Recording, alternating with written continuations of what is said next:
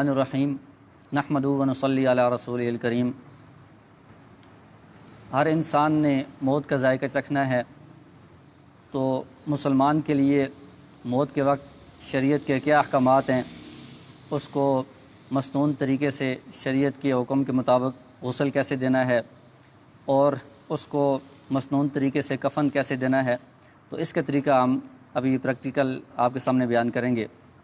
تو اس سے پہلے کچھ موت کے وقت کے جو اسلامی شرعی احکامات ہیں ان کا تذکرہ ہوگا۔ تو جب کوئی ایسا بندہ ہے جس کا موت کا وقت قریب ہو، تو اس کے لیے حکم یہ ہے کہ اس کو چرپائی پر اس طرح کمر کے بل سیدھا لٹا دینا چاہیے، اور اگر آسانی سے ممکن ہو، میت کو تکلیف نہ پہنچے، تو اس کا چہرہ تھوڑا سا قبلے کی طرف اس طرح گھما دیں، اور اگر اس سے اس کو تکلیف ہو رہی ہو تو پھر اس کو اسی طرح سیدھا ہی رہنے دیں۔ اور جو بندہ اس کے پاس بیٹھا ہے، ایک بندہ یا دو بندے، تو ان کے لیے حکم یہ ہے کہ وہ اس کو کلمہ کی تلقین کریں گے۔ تو کلمہ کی تلقین اس طرح نہیں ہوگی کہ اس کو کہیں گے کہ تم کلمہ پڑھو، اس طرح اس کو حکم نہیں دیں گے، کیونکہ یہ بہت سختی کا وقت ہوتا ہے، بہت پریشانی کا وقت ہوتا ہے۔ تو اگر خدا نخواستہ اس کے منہ سے کوئی ایسی بات نکل گئی تو یہ اس کے ایمان کے لیے خطرہ بن جائے گا کہ میں کلمہ نہیں پڑھتا، تو اس لیے اس کو حکم نہیں دینا ہے، بلکہ کلمہ کی تلقین کا مطلب یہ ہے کہ اس کے سامنے جو پاس بیٹھے ہوئے لوگ ہیں وہ خود اونچی آواز سے کلمہ پڑھنا شروع کر دیں گے۔ تو اشہد ان لا الہ الا اللہ و اشہد ان محمد عبدہ و رسولہ، یہ اس کے پاس اونچی آواز سے کہنا شروع کریں گے، تو اس کو بھی اس سے توفیق ہوگی، وہ بھی آہستہ آہستہ کلمہ پڑھنا شروع کر دے گا۔ اور ایک مرتبہ جب اس نے کلمہ پڑھ دیا ہے تو اب اس کے بعد بار بار اس کو تاکید نہیں کرنی چاہیے، کیونکہ جب ایک مرتبہ اس نے کلمہ پڑھ لیا ہے تو اب یہ اس کا آخری کلمہ ہو گیا ہے۔ تو اب اسی پر اگر اس کی وفات ہو جاتی ہے تو حدیث میں آتا ہے کہ من کان آخر کلامی لا الہ الا اللہ محمد رسول اللہ دخل الجنہ، جس کا آخری کلمہ یہ ہوگا تو وہ ضرور جنت میں داخل ہوگا۔ تو جب ایک مرتبہ اس نے یہ کلمہ پڑھ دیا تب اس کے ساتھ کوئی اور بات چیت نہیں کرنی ہے کہ اس کا آخری کلمہ یہی ہونا چاہیے۔ اور جو قریب بندے بیٹھے ہیں ان میں سے اگر کسی کو سورہ یاسین زبانی یاد ہو یا کوئی دیکھ کر پڑھنا چاہے تو وہ بھی اس کے پاس پڑھنی چاہیے، کیونکہ سورہ یاسین پڑھنے کی وجہ سے جو روح نکلنے کے وقت سختی ہوتی ہے اس میں کمی آتی ہے، روح نکلنے میں آسانی ہوتی ہے۔ تو جب روح نکل جائے گی تو اس کے بعد سب سے پہلے یہ کریں گے کہ میت کا جو چہرہ ہے اور سر ہے، کوئی پٹی لے کر اس کے سر کو، چہرے کو اس طرح باندھ دیں گے، جبڑوں کو، کہ اس کا منہ بالکل بند ہو جائے، اور اس کی جو آنکھیں ہیں اگر کھلی ہیں تو آرام سے ان کی آنکھوں کو بند کر دیں گے۔ اور اس کے بعد جو اس کی بازو ہیں وہ اگر اوپر ہیں یا اس طرح ہیں تو ان کو ہم سیدھا کر دیں گے، بالکل ٹانگیں اگر اوپر ہیں تو ان کو بھی بالکل سیدھا کر دیں گے۔ تو یہ روح نکلنے کے بعد صرف سب سے پہلا کام یہ کریں گے۔ جی، پاؤں کے انگوٹھے بھی اگر وہ ضرورت پڑے، اگر کھلے ہوئے ہیں تو ان کو بھی باندھ دیں، ورنہ ٹانگیں اور بازو یہ سیدھے کر لیں اور آنکھوں کو بند کر دیں، اور جو جبڑے ہیں ان کو اس طرح باندھ دیں کہ منہ آپس میں بند ہو جائے۔ اس کے بعد میت کو غسل دینا ہے، تو میت کو غسل دینا شریعت میں صرف ایک مرتبہ واجب ہے، یعنی میت کو غسل دینا اس کا حکم یہ ہے کہ یہ واجب ہے، اور یہ میت کا غسل صرف ایک مرتبہ ہے۔ ہمارے ہاں جو رواج ہے بہت سارے علاقوں میں کہ 2 مرتبہ غسل دیا جاتا ہے، ایک مرتبہ شروع میں دیتے ہیں وفات کے بعد، اور ایک مرتبہ جنازے سے پہلے دوبارہ دیتے ہیں۔ تو یہ شرعی طور پر ٹھیک نہیں ہے، کیونکہ غسل دیتے وقت میت کو بہت الٹنا پلٹنا پڑتا ہے، اس کو بہت ذرا سے تکلیف ہوتی ہے، تو یہ اس کے ساتھ ظلم ہے۔ تو ایک مرتبہ غسل کافی ہے، شروع میں دے دی ہے تو اب جنازے سے پہلے دوبارہ غسل دینے کی ضرورت نہیں ہے۔ تو غسل دینے کے لیے ہم کیا کریں گے کہ اس طرح ایک تختہ جو ہے یہ غسل والا، جو عام طور پر مساجد میں رکھا ہوتا ہے، یا اگر تختہ میسر نہیں ہے تو کوئی بھی ایسی لکڑی کی چیز یا خالی زمین پر بھی اس کو لٹا سکتے ہیں۔ تو اس سے پہلے یہ جو تختہ ہے، میت کو لٹانے سے پہلے اس تختے کو 3 مرتبہ دھو لینا چاہیے، پانی سے دھو لیں، اس کو صاف کر لیں۔ اس کے بعد اگر خوشبو کی دھونی اس کو دی جاتی ہے، اگر آسانی سے ممکن ہو تو دے لیں، ورنہ پانی سے اس کو دھو کر صاف کر لینا کافی ہے۔ پھر اس کے بعد میت کو لا کر اس کپڑے پر، اس تختے پر لٹایا جائے گا، اور پھر اس کے بعد میت کا جو ستر ہے اس کو ایک موٹے کپڑے سے ڈھانکا جائے گا۔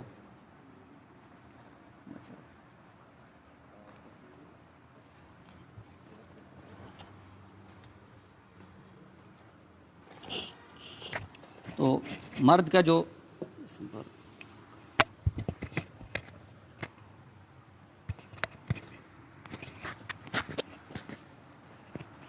مرد کا سطر ناف سے لے کر گھٹنے تک ہے، تو ناف سے اوپر یہ موٹا کپڑا ہونا چاہیے اور گھٹنے سے نیچے تک ہونا چاہیے، اور خواتین کا سینے سے اوپر تک ہونا چاہیے اور گھٹنے سے نیچے تک ہونا چاہیے کپڑا۔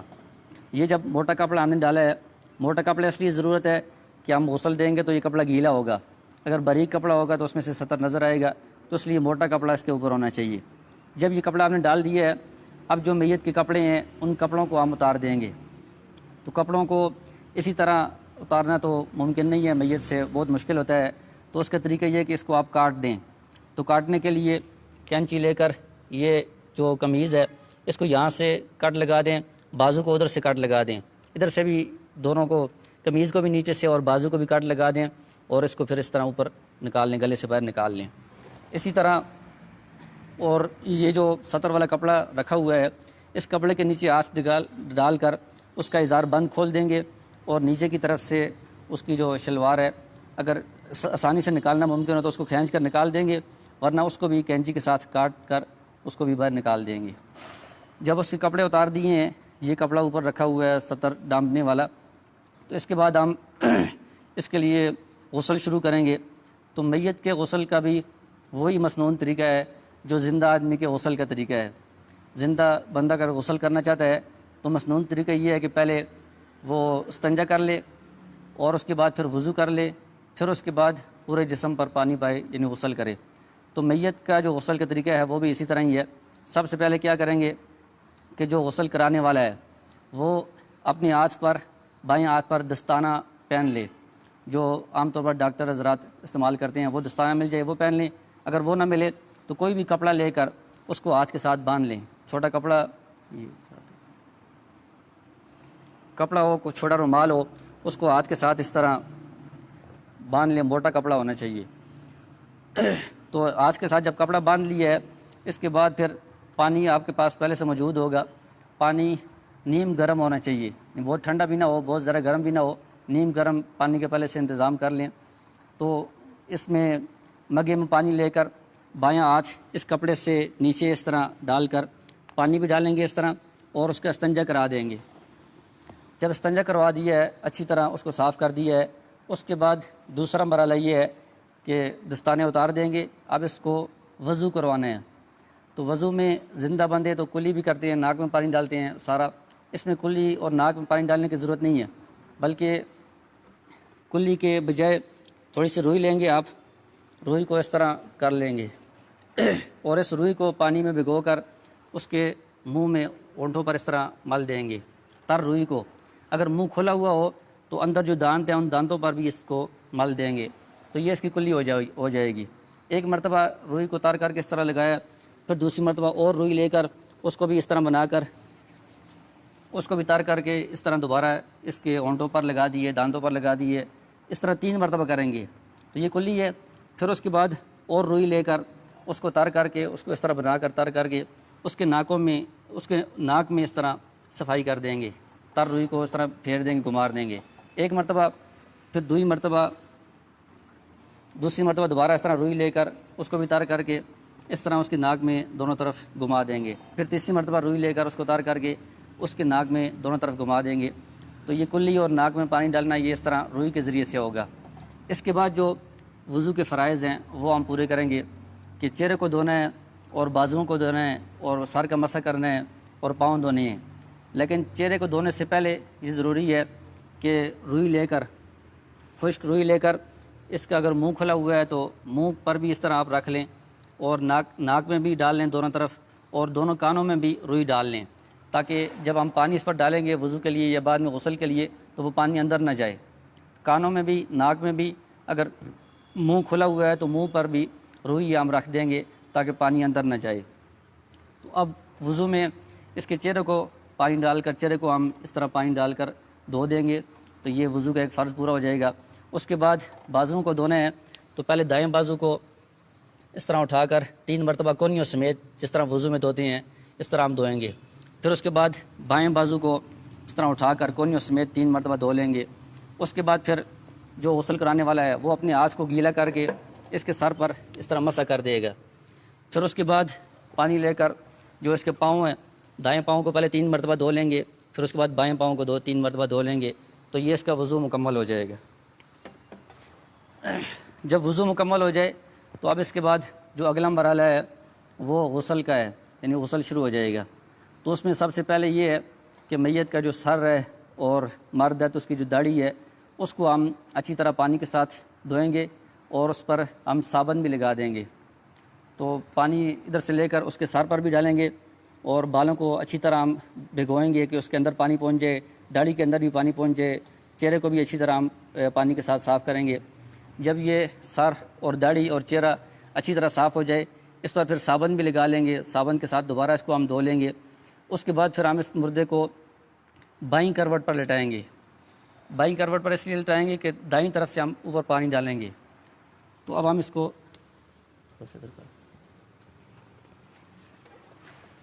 تو یہ سطر والا کپڑا بڑا ہونا چاہیے ہر طرف سے کہ اگر اس کی کروٹ بدلیں تو سطر ظاہر نہ ہو۔ تو بائیں کروٹ پر ہم نے لٹا دیا ہے تو دائیں طرف سے ہم پانی بہانا شروع کریں گے۔ تو ادھر پانی بہائیں گے اور جو سطر والا ایسا ہے اس میں کپڑے کے نیچے سے اس طرح مگا ڈال کر آگے پانی ڈالیں گے۔ اس طرف سے بھی ٹانگوں پر ڈالیں گے اور کپڑے کو تھوڑا سا اٹھا کر ادھر سے اس طرح تیزی کے ساتھ پانی اندر ڈالیں گے۔ تو یہ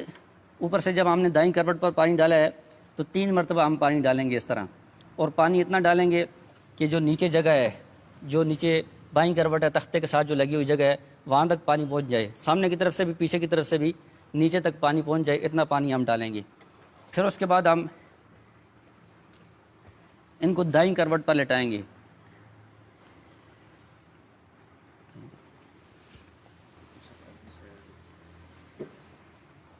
دائیں کروٹ پر جب لٹا دی ہے تو اب بائیں کروٹ اوپر ہو گئی ہے، اس پر ہم اسی طرح 3 دفعہ پانی بہائیں گے۔ یہاں سے شروع کریں گے اور ادھر کپڑے کے نیچے سے پانی ڈالیں گے اور اس طرح ٹانگوں پر بھی پانی ڈالیں گے اور کپڑے کے نیچے سے یہ سارا جو جسم ہے یہ 3 مرتبہ اس کو بھگونا ہے۔ اتنا پانی ڈالنا ہے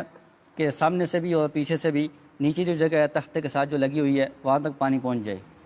جب 3 مرتبہ یہ پانی ڈال دیا ہے اس کو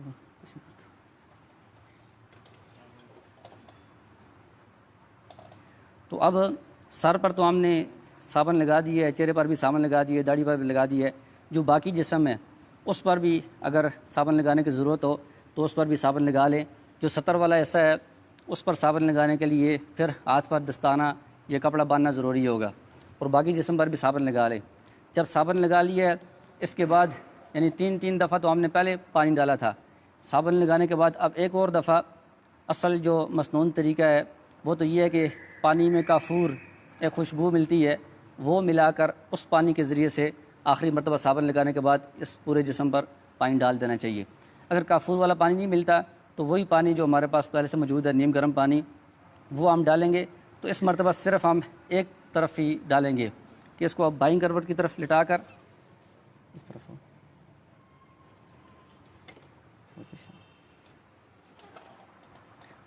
تو بائیں کروٹ پر لٹا کر دائیں طرف سے اس کو سارا پانی آخر تک بہا دیں گے۔ کافور ملا ہوا اگر پانی میسر ہو تو وہ ڈالیں گے، ورنہ جو عام سادہ پانی ہے نیم گرم پانی وہی سارا ہم اس میں ڈال دیں گے۔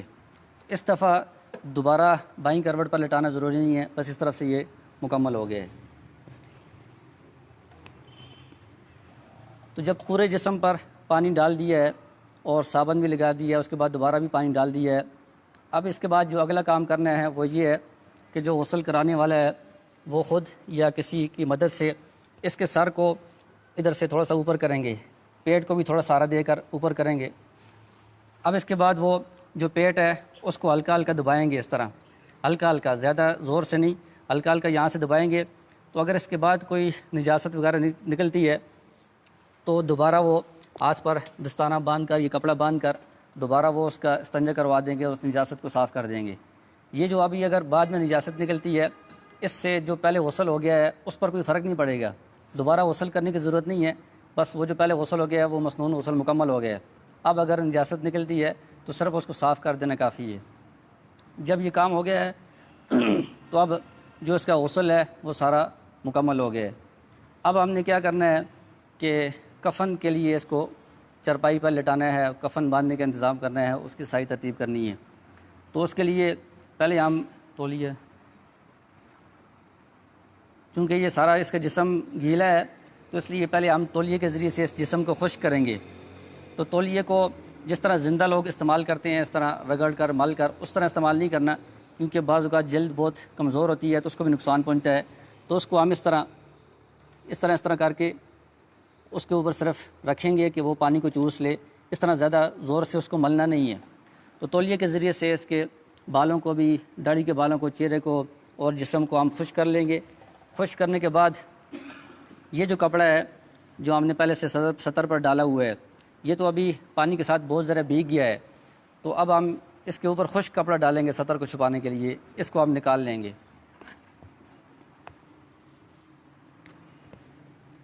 تھوڑا اس طرح پیرنگل ہوتے ہیں۔ تو یہ کپڑا بھی اتنا ہونا چاہیے کہ ناف سے لے کر گھٹنے تک جو سطر ہے وہ چھپ جائے۔ تو یہ خشک کپڑا جب آپ نے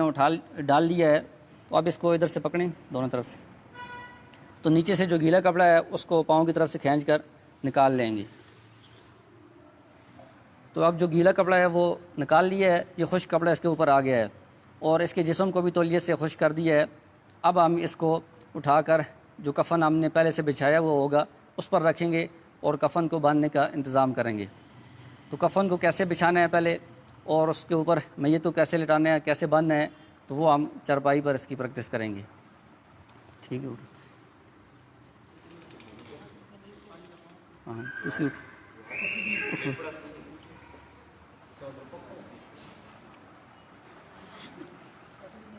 لگی رہی۔